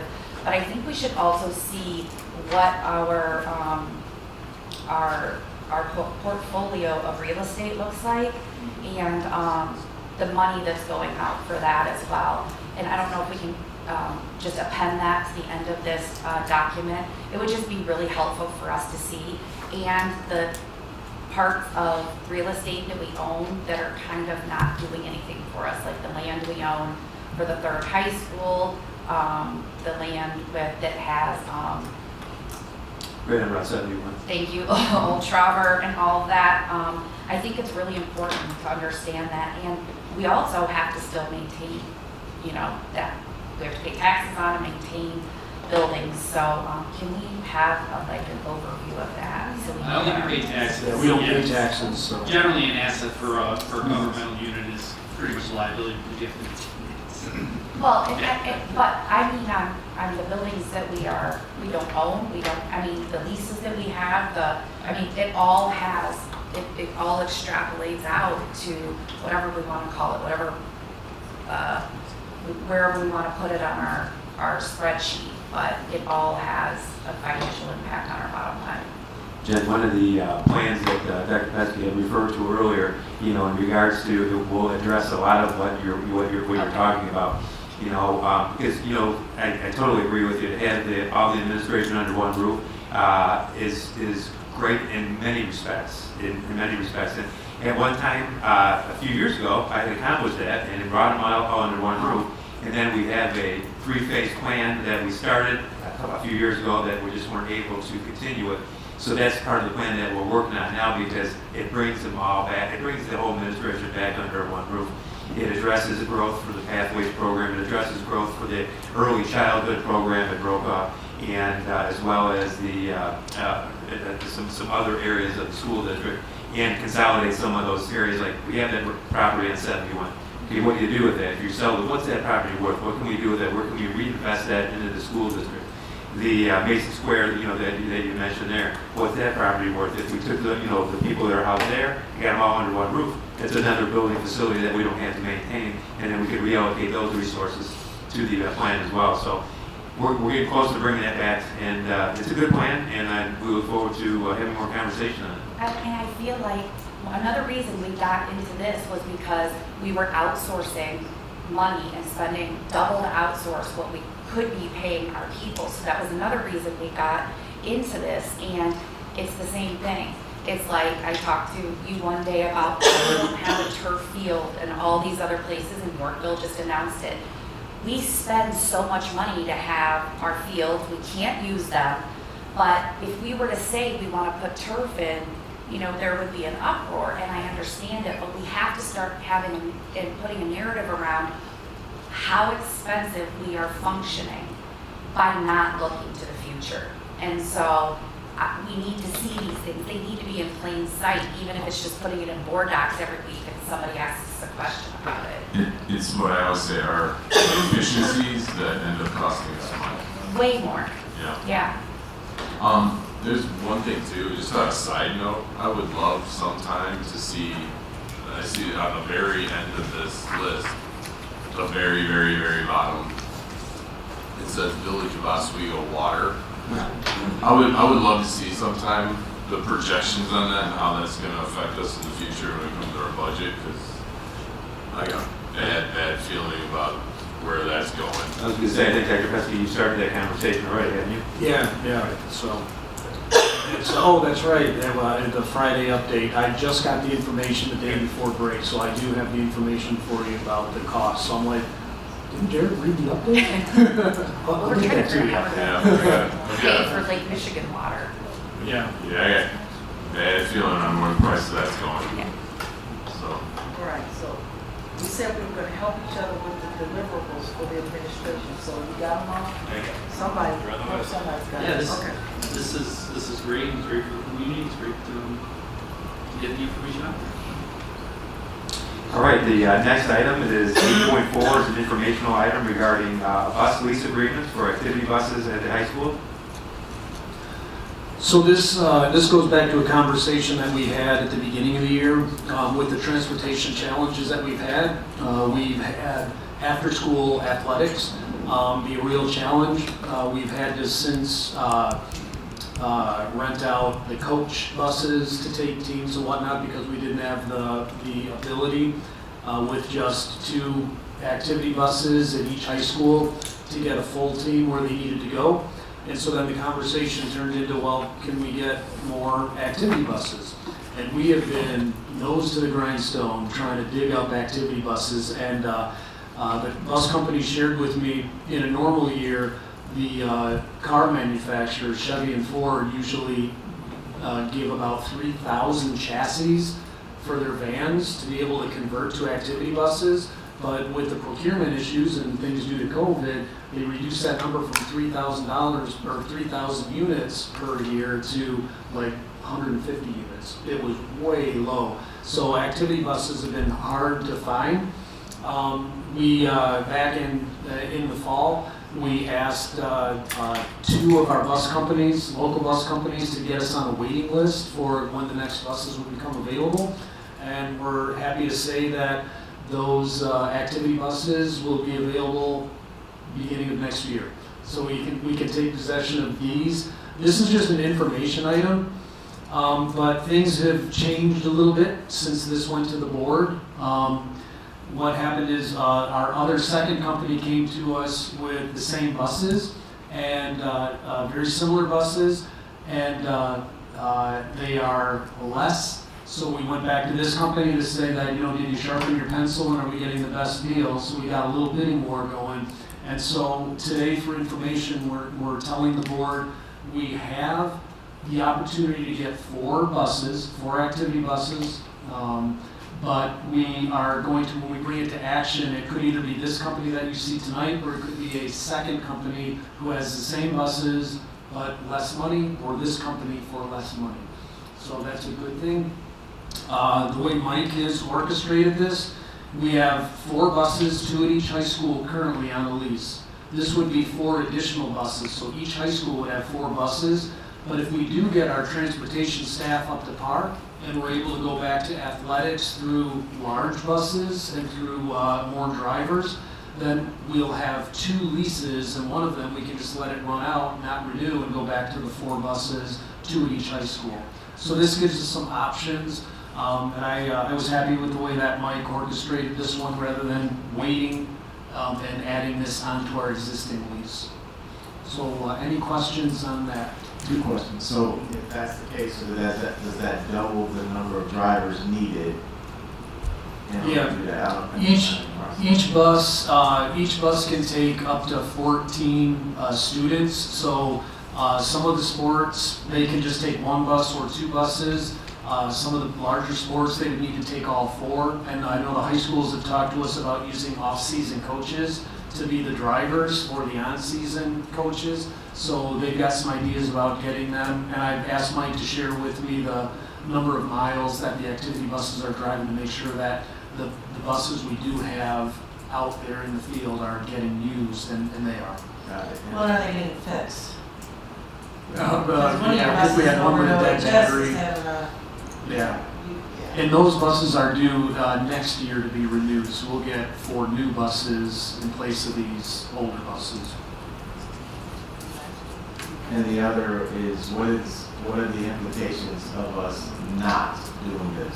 Not doing this, we would be utilizing the coach buses, the kind of the luxury buses, which are costing us about $2,400 round trip, as opposed to a regular school bus, which costs us about $600 round trip. And these activity buses they're about $20,000 per year for 5 years.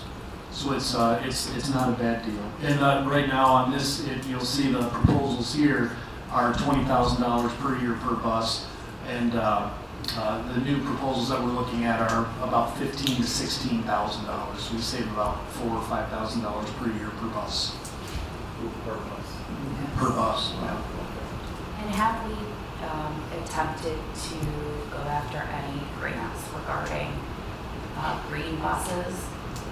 Yeah, we have taken a look at that, and that's going to stay on our radar. We're watching some surrounding districts, especially since one of the companies that does the battery-powered buses just built a shop down in, is it like Peoria or something, or fairly close. So they're looking to get into surrounding districts. The problem is tooling for those new buses. There's an expense to that. And then the cost benefit. Right now, it costs us more money even with the rebates to change to the electric or the propane-fueled buses, but we'll keep an eye on those costs, and when we reach a break-even point, we will look at growing our inventory to more of a green level bus. We did have one district that used them south of us, Joliet. Come wintertime, none of their electric buses would start. It was too cold for the batteries to kick them over. So we had problems with gelling diesel, but we just added some additives to our gas, got them fired up, and they were sitting there with dead buses. So, Can I, as part of that conversation, when we had it originally, we talked about returning some of our currently leased buses that are just sitting in the fleet. Where are we with that? yeah, that'll come up on the next agenda item with buses. But real quick, I did ask Mike about that one, and we're using GPS to track all of our buses. And we're at the kind of industry norm of we have about 8 to 10% of our buses that are not used. But those buses are then used when we have a bus breakdown. We have that 8 to 10% inventory to put out there and to use in place of the buses that are breaking down. If we have a bus that gets stuck, we need to send another bus to go relieve. So we are utilizing all the buses that we have. So, and we expect to, after this contract negotiation, we expect to get back up to our staffing levels so we can uncondense the routes, spread them out a little bit more, and then have those extra buses, the 8 to 10%, be used for drivers on those new routes. Can I ask my bus questions that I never got to? Because I didn't know we were combining the board comments with, I thought you were just asking about this. I didn't know that was a board comment also. Yeah. Okay. Because I did come in here tonight very much concerned about bus routes. So I'm sorry, it doesn't necessarily have to do with your presentation, but I'm not leaving here without talking about the bus routes today. How do we know the changes we're making are actually working? What's our feedback on all the changes that we've made? I know, did we do a trial run? Yes, and yes. So we'll be following up with the, with the drivers. We're monitoring the radios.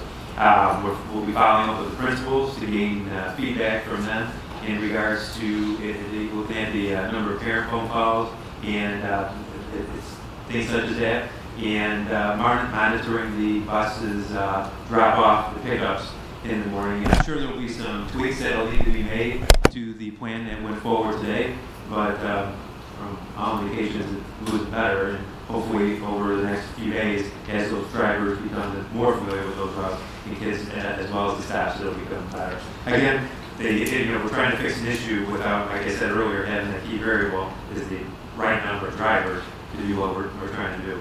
The one concern, and listen, I do want to reiterate what you said. I'm very appreciative. I don't want to sound not appreciative and all of those things, but the vast majority of concerns, I'll go with concerns, that's a good word. Concerns, yeah. Concerns that I fielded were, again, junior high. And I just, it gets at me, right?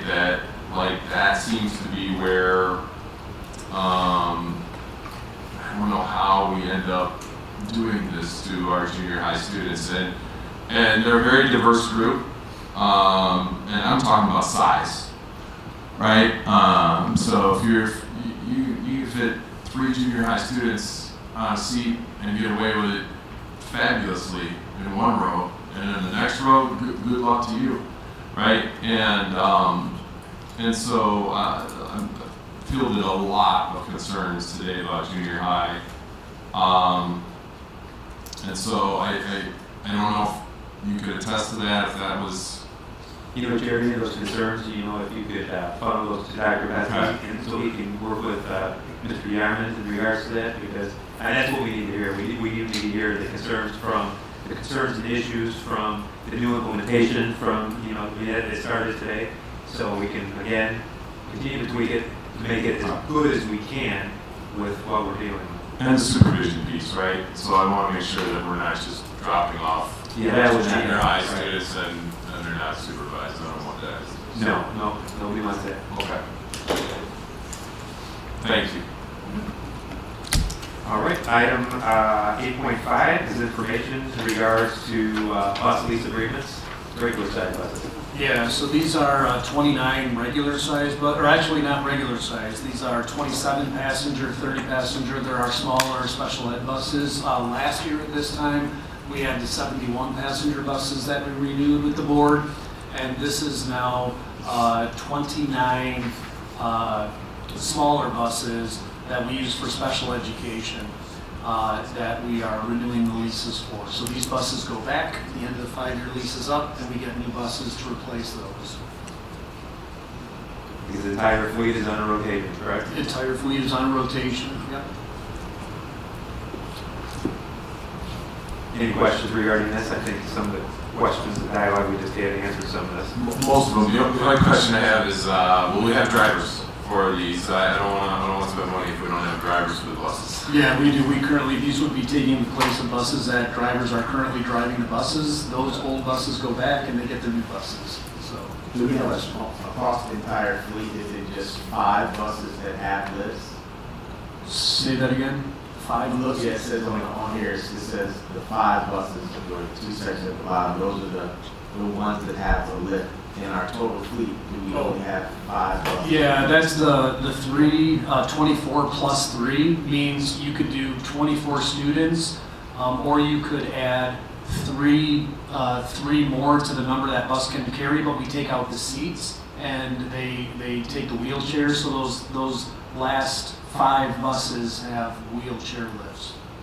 I don't think that answered the question that you asked. I think the answer to your question, Eugene, is that out of the buses that are on rotation for leaving, these are the number of the buses that have, you know, so out of the other 4 rotations, there are multiple buses that have lifts on it as well. We only have 5 buses. Yes, 5 rotations, yeah.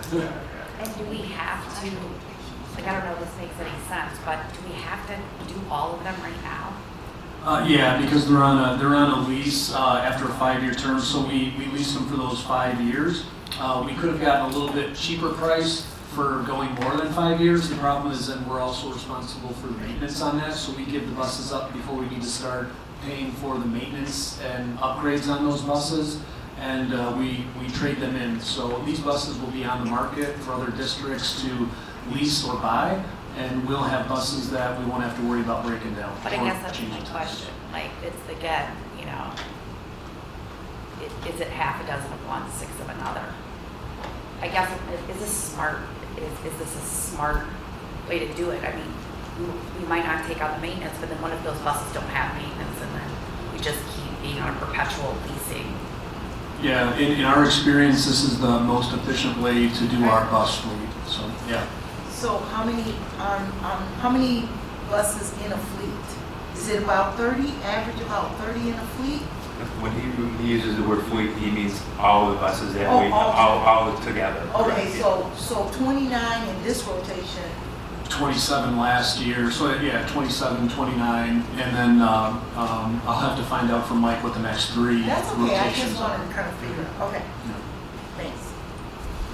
Very good. Okay, item 8.6 is the 23-24 school calendar, which is an annual information item around this time. The calendar committee, which is a standing committee outlined in the OEA collective bargaining agreement on a couple of different occasions, to finalize what's being presented to you today as information. The calendar that's being presented is very similar to this year's calendar. The first day of students is Wednesday, August 16th, and the last day is Friday, May 24th, which is prior to Memorial Day. And one change that was made was to move up parent-teacher conferences from the second week in November to the fourth week in October, so that formal communication with parents can happen earlier. This item is for information this evening, and if you have any questions, we'd be happy to answer them. I too, have you considered or talked about the week of Thanksgiving We did. not going to school? There's just not a ton of impactful instruction that I've experienced. Lots of Yeah. parties There and- isn't the high schools. Yeah, But There isn't the high schools. Yeah, that Okay. has been a topic of conversation, but for the you know, it's another break in the year, but the teachers felt exactly like what Ally just said, that we do, yeah. fair enough. Okay. And then, while it's not relating to the calendar dates, has the committee been formed to discuss start times? So, yes, but there, we do not have a membership from the OEA. They're working on that right now, but we do have a date in January that we're working on that. I think by tomorrow I will have the finalized list of names. Thank you. And you'll let us know Yes. what the status of that is. Because it has been one of the things that I've heard the most about from our community this year. Especially middle school. Okay, is our countywide institute the same as King County? Countywide, This yes. year?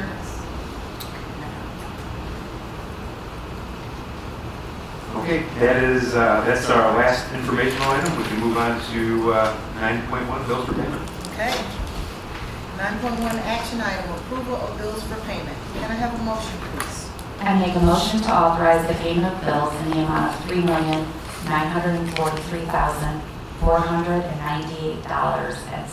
$3,943,498.70 as presented. Second. Mr. Saron, Yes. Mr. Gatewood, Aye. Ms. Johnson, Aye.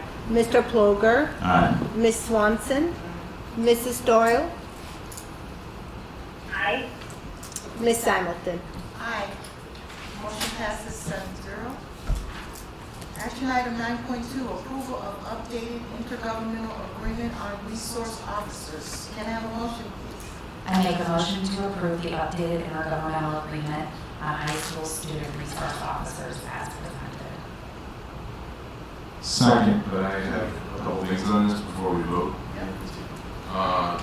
Number one, who wrote the agreement? Do you know who wrote the agreement? Yes, it was reviewed by Whitmore. Thank you. The second piece is I wanted to thank you for getting back to me as far as what SRO pay looks like as far as costs from districts around us. What we're paying as far as the price is pretty comparable to other districts. However, percentage-wise, there are districts that are not necessarily paying 100%. And of course, there are some outliers too. And then there's some I know that are difficult to find, right? And I know, like for instance, here Joliet is saying they're not paying, but they're paying something. We just don't know what, because there's some kind of special assignment rate, and then there's Yorkville, who apparently they're not paying. So thank you, Yorkville, for that example. And then Naperville's 203 is only paying, it looks like 50%. However, if you were to take 50% of that salary, it's pretty comparable to what we're paying. So you have to figure that piece as well. It is also interesting that some of these only pay the salary only, some of them pay a little bit more. So there are some, West Aurora looks like that's 50%, but then there's some pieces about 9-month benefits and some pieces about clothing and and so forth. There's a lot of stipulations on the West Aurora one. So it's not necessarily, and also it's interesting, the Joliet Police Department and the Plainfield one is on special assignment, so that's interesting. So it's not necessarily, hey, you just pay whatever, but I appreciate your due diligence on this, and I just wanted to pass that along. So thank you very much for the investigative work on that. Chair, thanks for saying that. Dr. Kincaid and Mr. Bell spent quite a large amount of time finding that information. And it's easily accessible. Right, and you know, and one of the pieces I want to say that, you know, first of all, I want to thank our law enforcement in all of our communities. I mean, they provide a service that is immeasurable. But one of the reasons I bring this up, right, is because one of the places that you know, we talk about holding a levy and property taxes. One of those places that they go is to benefit their pension and so forth when you're talking about village level. And so I'm happy to help them. I'm happy to be a part of helping people that we honor and that we want to that serve our community and so forth. One thing I ask in return, though, is an honest conversation as a whole, and that's why I wanted to bring this up. And part of that conversation, also, by the way, is there are officers in other communities that are getting paid more as well. So keep that in mind as well. So thank you. I appreciate your hard work here. I can't stress that enough. I have one comment. I appreciated Exhibit A and how it went into the goals and objective of the SRO program and the national standards and practices from the National Association of School Resource Officers. I just wanted to, I know when we had this discussion prior to now voting, we had quite a bit of discussion in regards to the role of the SROs and when and how they are engaged by staff. And I think, you know, based on all of the goals and objectives that are listed here in regards to, you know, making sure there's positive engagement and healthy attitudes for students toward the staff, toward law enforcement, et cetera, I think that's very important. However, we did talk about the standards of when we should engage them versus just having school staff engage the students. And so and as well as the training, the cross functional training from the SROs based on the standards that we have within the district. And so I think that, you know, SROs could be great inside of the schools, but I just want to make sure that they're great when used properly. And so I just wanted to stress the exhibits A, B, and C that are listed and to understand how we're using them in our schools to promote the objectives of the SROs in the district. And so nothing to necessarily be said, but just to make sure that we're utilizing them.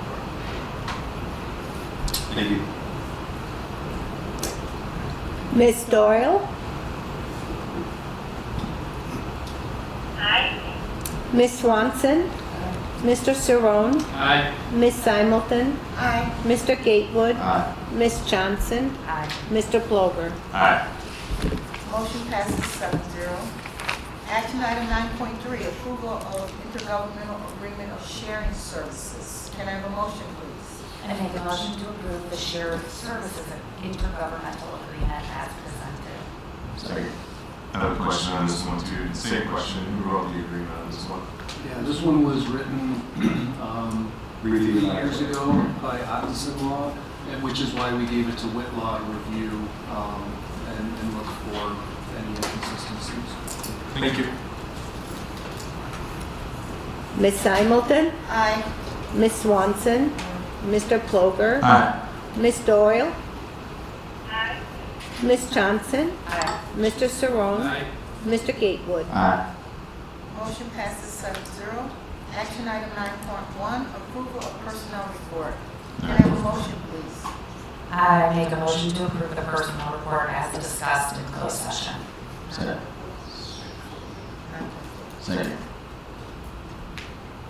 Ms. Simulton, Aye. Mr. Ploger, Aye. Mr. Gatewood, Aye. Ms. Johnson, Aye. Mr. Saron, Aye. Ms. Doyle, Aye. Ms. Swanson. Motion passes 7-0. Can I have a motion, 10.1, can I have a motion to go into closed session? I make a motion to return to closed session under statute 5 ILCS 120/2C1, the appointment, employment, compensation, discipline, performance, or dismissal of certain employees and individuals. Second. Mr. Saron, Aye. Ms. Doyle, Aye. Ms. Johnson, Aye. Mr. Gatewood, Aye. Ms. Simulton, Aye. Mr. Ploger, Aye. Ms. Swanson. Motion passes 7.0, we'll now close session, and we will take a 5-minute recess.